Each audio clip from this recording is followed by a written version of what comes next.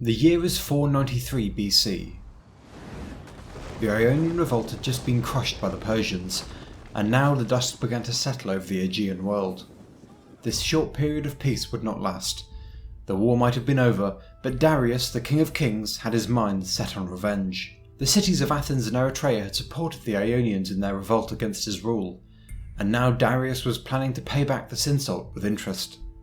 In only a few short years, Darius would be coming for the Athenians, ready or not.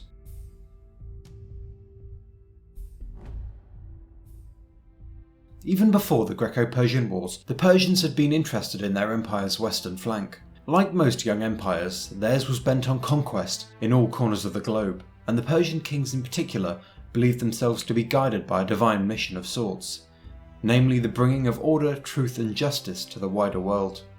In their view, they were bulwarks of justice against the teeming jungles of deceit that lay just beyond their borders. And so, while the Persian kings were still ambitious warlords doing what ambitious warlords do, it was this more universal imperialising mission that underpinned their empire and drove them to extend it to the ends of the earth. By Darius's time, Persian dominion stretched over 2 continents, and the new King of Kings set his eye on a third. 513 saw Persian armies annex Thrace, giving Darius a useful base for his operations in Europe. But whatever plans Darius may have had for the west were suddenly thrown out the window when feverish and befuddled reports flooded in from the west in 499. Ionia was in revolt, the west was in disarray, and Sardis, the greatest city in Anatolia, had been put to the torch. His mood was probably not improved when he heard of exactly who had gotten involved in the revolt. For the most part, the Ionians stood alone, with the exception of 2 mainland Greek cities, Athens and Eretria. It was bad enough to have these currents of chaos flowing through the empire, but to have meddlesome Greeks from beyond the frontiers aiding and abetting opponents of order and justice. For Darius, it was beyond the pale. Legends told of how Darius, upon hearing of the Athenians' involvement, scooped up his royal bow, a symbol of both majesty and power for the Persians, and loosed an arrow into the sky, promising to bring the Athenians to justice. But before he could deal with them, he would first have to bring the Ionians to heel. The flames of revolt continued to spread, but by now the Persians were putting fire breaks in place. A grand new navy was being constructed, while Persian troops, marching swiftly down the empire's road network, began delivering a series of decisive blows to the rebel cause. By 494, Miletus was the only rebel stronghold on the mainland left, and after the Ionian navy was crushed that same year, even that city fell. By 493 BC, it was over. So as the dust cleared over Ionia, the rest of the Greek world nervously awaited the great king's next move. The Athenians in particular, as the main targets for Darius's rage, were numb with fear. 1 year into the revolt, the Ionians were defeated in a battle that spooked the Athenians into withdrawing all support for them, and as they watched the revolt flounder and collapse, they were content to bury their heads in the sand. Like it or not, the Persians were coming. For the Athenians, the only thing left to decide now was how the invasion would be greeted. Either they could square up to the invaders, or they could keel over and surrender, in the hopes that Darius would have a change of heart. Upon their choice hinged the fate of the Greek world. It was just as the revolt was wrapping up that the next generation of Athenian politicians began stepping onto the stage. Of this next generation, the most famous and important for us is Themistocles. Both dynamic and defiant, physically he was built like a boxer, while mentally he was cast in a very different mould, possessing the cunning mind of a master intriguer. His family, while well off, was not particularly prestigious, but he more than made up for this with his gifts of foresight, intelligence, charisma and decisiveness. By the time he turned 30, the minimum age needed to run for the archonship, in 494, his star was already on the rise. In the new democratic landscape of Athens, Themistocles blazed a political trail by actively courting the respect of the people.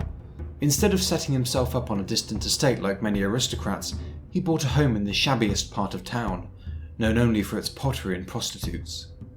Themistocles, with piercing insight that would characterise most of his decisions, could clearly see that the benefits outweighed the disadvantages. Firstly, it put him slap bang in the middle of the beating, if slightly crusty, heart of Athens. It allowed him to keep a close connection with the denizens of the city, to tour the lower class districts and to hear their struggles. Few politicians had thought to seduce the electorate so directly, with many of the haughty aristocrats viewing it as below them, and the poorer citizens, easily seduced by Themistocles' easygoing charm, eagerly threw their support behind him. His efforts paid off and he was already developing into a heavy hitter. So in 493, the following year, he threw his hat into the ring and ran for the archonship, which he won. That year also saw the end of the Ionian Revolt, as well as the arrival in Athens of Miltiades, the former ruler of the Thracian Chersonese, what we today call Gallipoli. Miltiades had been part of Ionia's revolt, but he had been forced to flee to Athens, his ancestral city, where he was immediately put on trial for the vague charge of tyranny in the Chersonese. The Athenians were understandably jittery in the tense atmosphere after the revolt. Miltiades already had aristocratic enemies in Athens, and the citizens were uneasy about inviting a former tyrant into the heart of their democracy. On the other hand, Miltiades was the most practiced Persian fighter one could ask for, and his skills would be invaluable during the wars to come. As the Archon for 493, Themistocles would have lots of influence over the trial. Fortunately for Miltiades, Themistocles saw the value in him and threw his weight behind him. Miltiades was soon acquitted, and shortly afterwards he was elected as one of Athens' 10 generals. As a statement of intent, nothing could have been clearer. Win or lose, Athens would fight. Meanwhile, to the south, developments in Sparta would also see that city put on a collision course with Persia. Relations between Sparta and Persia had been strained from the very beginning, and Sparta was always wary of Persian power. While the Spartans never acted out of altruism, they were pragmatic in their defence of Greece. They didn't like anyone messing around in their backyard, and they saw clearly that if Persia got a hold of Greece, kicking it out would be all but impossible. At the same time, this pragmatic realism was tempered by short-sighted isolationism. They were so focused on protecting their backyard from perceived local threats that they didn't bother helping the Ionian Revolt, instead preferring to keep an eye on Argos, Sparta's arch-nemesis and rival for dominance in the Peloponnese. In all fairness to the Spartans, the revolt's chances of success were pretty slim from the start. While Sparta was instinctively isolationist, its king, Cleomenes, was anything but.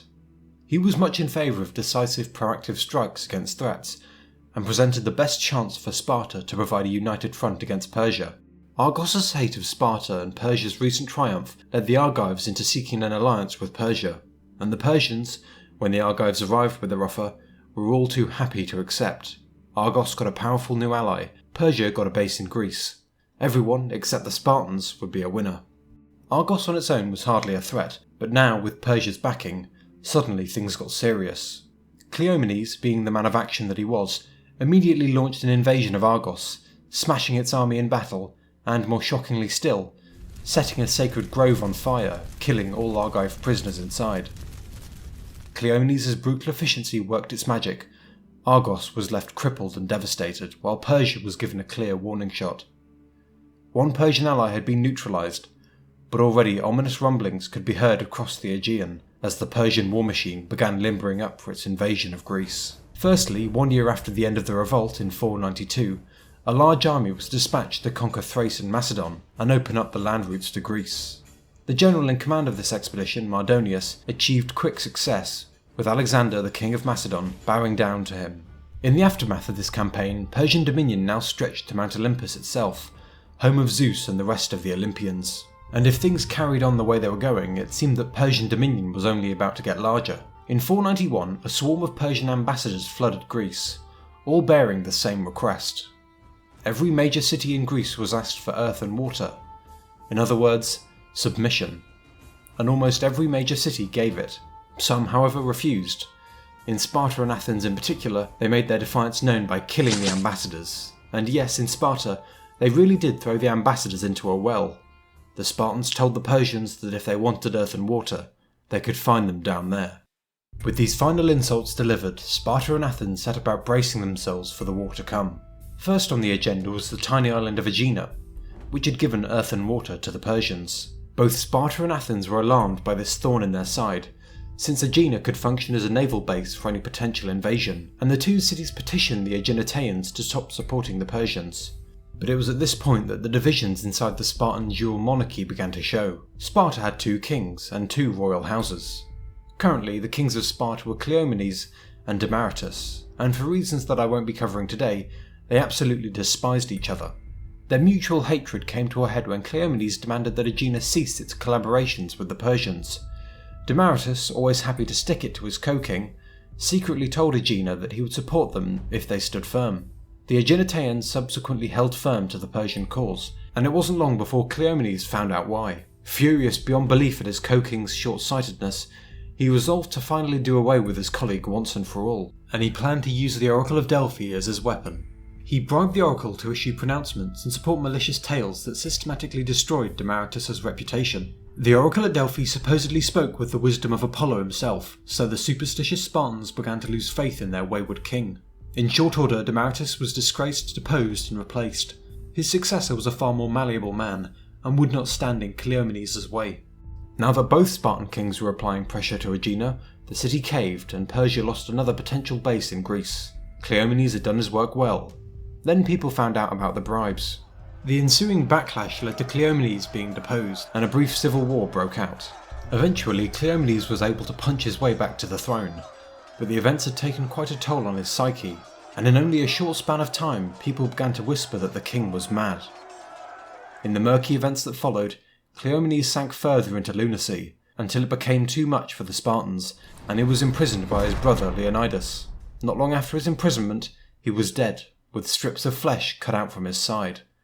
The verdict, however implausible, was ruled to be suicide. So the career of King Cleomenes came to a sudden and sordid end, and with him died a proactive and unscrupulous strategist who did much to shore up the cause of Greek freedom. In his wake, Sparta was left rudderless. Cleomenes was always active in his defence of Spartan interests, and he held a dominant grip on Sparta while he ruled. Leonidas, by contrast, was an unknown quantity, and very probably the murderer of Cleomenes. His power was still shaky, while the other king Cleomenes had put in place, a man named Leochidas, didn't cut an inspiring figure either. All of Sparta's governing institutions were naturally conservative, and with an unproven king on the throne, the city was left in confusion. For the Persian king watching from the sidelines, it was the perfect time. A task force had been in the works for several years now. A great armada of ships had been constructed, while 25,000 troops had been assembled from all over the empire. Darius gave the order. The army set off before stopping at the Cilician coast. Here they rendezvoused with the fleet and departed west. The armada clung to the coast until it reached the island of Samos, where it suddenly swung west. The inevitable had finally come. The first Persian invasion of Greece was underway. Judgment Day loomed ever nearer. The overall commander of the expedition was Datis, a veteran of the Ionian Revolt, who was well versed in Greek tactics and could even speak the language. Also aboard was Hippias, the former tyrant of Athens. He had been deposed back in 510, but now, 2 decades later, Darius hoped to reinstall him after Athens had been suitably punished. But before he could punish Athens, he had to get there first. So the invasion began an island-hopping campaign. First up was the island of Naxos. Its strategic position in the Aegean meant that it was imperative for Datis' campaign, and sure enough he quickly broke into the city, brutally sacking it in the process. Next was the island of Delos, one of the most sacred sites in Greece as the supposed birthplace of Apollo and Artemis. As the dark news filtered back from Naxos, the Delians fled at the arrival of Datis, but he made it clear from the outset that he meant no harm, and instead invited them to return. He announced that he had no wish to sully Apollo's shrine or shed blood, and instead partook in the sacrifices. With one hand he destroyed Naxos, while the other he extended in friendship to all those Greeks who would accept it.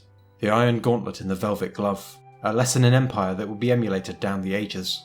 Next was Eretria, the final stop before Attica itself. The Persian armada sailed inexorably onwards, and by late July he had reached the island of Euboea before sailing north to settle the first of the great king's 2 vendettas. In awe of Persian firepower, the Eretrians retreated behind their walls. They were soon to regret their decision. For 5 bloody days the defenders furiously fought atop their walls, while the Persians flung themselves relentlessly into the attack. Then, on the 6th day, the city was betrayed by its 2 leading nobles, and the invaders got on with the bloody business of the day. The city was gutted by fire, its inhabitants slaughtered and enslaved, all in less than 1 week. The fall of Eretria was a spine-chilling warning for the Athenians, not only of the cost of failure, but also of the threats of treachery too. Only 2 defectors had been necessary to open the gates to Persia, a fact that sent a cold sweat down even Themistocles' back. All the Persians needed was 1 traitor, 1 weak link, 1 bad egg, and the defences would crumble from within. Publicly, Athens was set on defiance, but there were many who privately were less confident.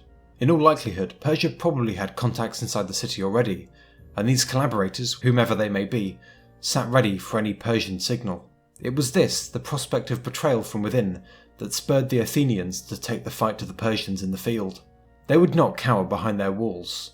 They would fight, and upon their valour rested the fate of Greece. Finally, the time for action came. The warning beacons north of the city flared into life. The Persians were coming, and they were landing at Marathon. For the first, although not the last time, Persian outriders swept into the hilly land of Attica. But Democracy's army, 10,000 strong, was already marching out to meet them. Persian forces would soon try to break out of the plains at Marathon, but if they were quick, the Athenians would be able to block the roads leading off the plain, bottling the Persians in.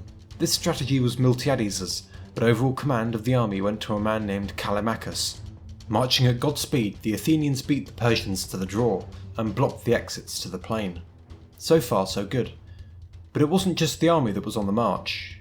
In fact, on the other side of Attica, a famous Olympic runner named Philippides was bolting his way to Sparta, to warn them of the advancing Persians, and to summon them to battle. Philippides ran like his life depended on it, because, well, it sort of did, and arrived at Sparta in record time. However, the invasion coincided with the Spartan festival of Carneia, a time when Sparta could not go to war, no matter the gravity of the situation. Perhaps if Cleomenes had been alive, he would have spurned tradition and leapt to Athens' aid immediately, but Philippides' pleas didn't cut any mustard with the religiously minded Spartans.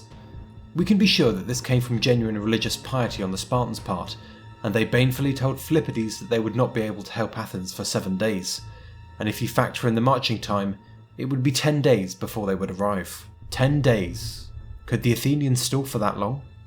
Perhaps, for the terrain at Marathon was almost perfectly designed for a standoff.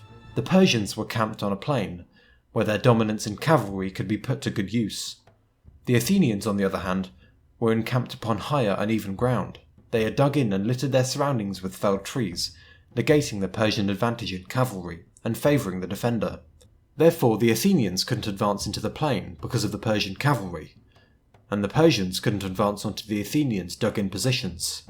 Even with their superior numbers, the heavily armoured hoplite would savage the Persians' more lightly armoured soldiers. A day passed, then another, and then another. Philippides arrived from his long run, informing the Athenian command of Sparta's predicament. There were now only 7 days before the Spartans would arrive. It seemed that the stalemate would hold after all, but Datis was already beginning to wake up to the possibility of Greek reinforcements. He had not been expecting such a united front from the Athenians, and he knew that he had to break the stalemate quickly, or risk annihilation at the hands of both cities' armies.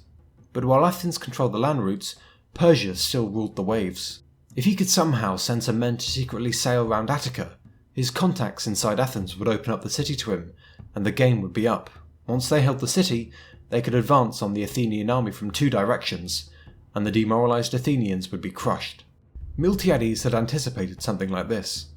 The Persians would have to break the stalemate soon, and if he couldn't use the land, Datis would use the sea. Of course, the Athenians couldn't retreat and let the army in front of them through, nor could they sit tight and let the Persians slip into Athens. This left them with one terrible option. They would have to march out onto the plain. Miltiades told his co-commanders in simple terms that this was the only way of securing victory, but the mood was tense. The Spartans were now only 4 days away, and on that fateful night a commotion could be heard in the Persian camp. Were they moving to take advantage of the navy? In the dead of night nothing could be made out, but whatever was going on, it probably wasn't good. At midnight, a few Ionian deserters snuck over to the Athenian camp and revealed the full horrific truth. "The cavalry are away," they cried. Datis' attempt to break the stalemate had begun. Judgment Day, long awaited, had arrived. Most of the Persian cavalry, as well as a good deal of the infantry, had embarked and set sail for Athens. Now only roughly 15,000 Persians remained at Marathon. It was time. Athens had 10 generals, and they all met at a council to decide what to do. Miltiades pressed for an immediate attack. The Persian cavalry was away, and they might now stand a chance fighting out in the open. Many, however, were unconvinced, and as the commanders cast their votes, 4 voted in favour of an attack, 5 in favour of waiting. The casting vote was left with Callimachus. Once again, he trusted Miltiades' experience, and he voted in favour. It was 5 on 5, but Callimachus, as the overall war leader, broke the tie. It was decided. At 6 AM, the fate of Athens would be won or lost on the field of battle. Dawn broke over Marathon, and the Athenians marched forth. On the Greek side, there were 10,000 heavily armoured hoplites from Athens, as well as another 800 from Plataea. The Persians meanwhile had roughly 15,000 infantry, while most of the cavalry and some of the infantry had been sent away to capture Athens via the sea. Some cavalry stayed behind, but they were too weak to affect the battle. With their disadvantage in numbers, Miltiades advised that the centre of the Athenian line be thinned out to a depth of only 4 men, allowing them to match the Persians' frontage. The Greek wings meanwhile would be kept at full strength or 8 ranks, to allow them to smash through their opponents. It's of some debate whether the Athenian decision to thin out the centre and keep the wings strong was actually a deliberate tactical decision aimed at crushing the Persian flanks, or whether it was simply done out of necessity to match the Persian line. Personally, I think that if the Athenians wanted to simply match the Persian length, surely they would have thinned out their entire line equally instead of dangerously weakening their centre. In my view, Miltiades believed that the battle could only be won on the wings, and planned appropriately, but alas. Callimachus, as the overall war leader, held the position of honour on the right, while the Plataeans held the left. Themistocles and Aristides, 2 of Athens' rising stars, were stationed in the weakened centre, where the fighting would be thickest. Miltiades was allotted that day's command, so he stood back at a place where he could be seen and heard by all the men. Then, at 6 AM, he gave the order. Rays from the early morning sun danced across the hoplites' bronze panoplies as they marched forwards. Their march was slow and measured. They would need to save their breath for the fight to come. Sweat stung their eyes as they prepared to face this as of yet invincible enemy. Some were stony-faced while others shivered in terror, but all moved forward. As they drew close, arrows began to hiss overhead, a hailstorm of death, and the charge began. The Greeks raised their shields, braced themselves, and raced forwards. This bronzed mass of 10,000 surged forth at the Persians, their voices raised in a piercing war cry. Some men fell to the arrows, but the armoured tide surged onwards, until it came crashing down upon its lightly armed foes.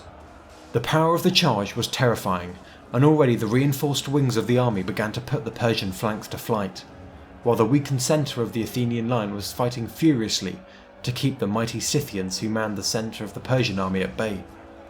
Carried by the sheer weight of their charge, the Athenians punched through the Persian flanks on both sides, driving their foes back towards their camp at the shore.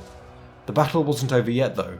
Themistocles was fighting in the embattled centre of the line, fighting ferociously against the exotic Scythians. Showing immense discipline and cohesion, the Greek wings broke off the chase from their fleeing foes and swung back, crashing into the isolated Persian centre. Soon the Persian centre was routed, and the invaders fled headlong back to the shoreline. The slaughter was immense as the Greeks pursued the embarking Persians, while other Persians fell and drowned in the marshes north of the plain. This pursuit was no easy business, mind you, and Callimachus himself was killed in action.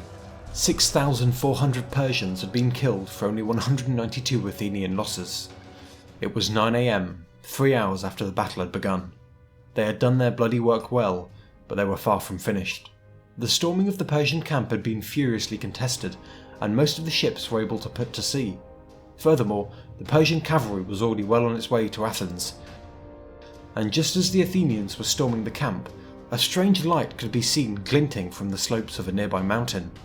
It was some sort of signal, and it wasn't one that had been prearranged by the Athenian command, which meant only one thing: betrayal. It was now a race back to Athens. If the cavalry could slip into the city with the help of their collaborators, they would have time to allow the rest of their battered army to arrive by sea. The Athenians could go directly overland, but the Persians had the benefit of a head start. It was anyone's game. For 26 laborious miles, they marched until, after much hardship, Athens swerved into view. As they returned to their homes, their families, and everything they sought to protect, they looked out to the bay, and there they saw absolutely nothing. The Persians had not yet arrived. Those who had flashed the strange signal from the mountainside, the unknown and unscrupulous Persian contacts inside Athens, suddenly evaporated with the return of the Athenian army, blood-soaked and grim, but victorious nonetheless. As the news of the decisive battle reached them, Persia's fair-weather friends had decided that the tide had now truly turned against the great king's forces. There would not be any betrayal now. As for the Persians, demoralised and reeling from the loss of over a fifth of their army, they decided to cut their losses. A while later, the first Persian ships slipped into the harbour. The war fleet hung in the waters for a while, before turning and leaving over the horizon. It was over, and the Athenians had won. A few days later, the Spartans arrived. With the battle rather embarrassingly won without their help, the Spartans didn't have much reason to stick around. They inspected the battlefield, congratulated the Athenians, and set off back home. In this, the Athenians' finest hour, an upstart city-state had put to flight the armies of the most powerful nation on earth, and the fate of history had been sent down a very different path. Yet the glow of the Athenian triumph only served to make it more intolerable for Darius, and while the Persians had been beaten for now, they would be back, and next time they would leave nothing to chance.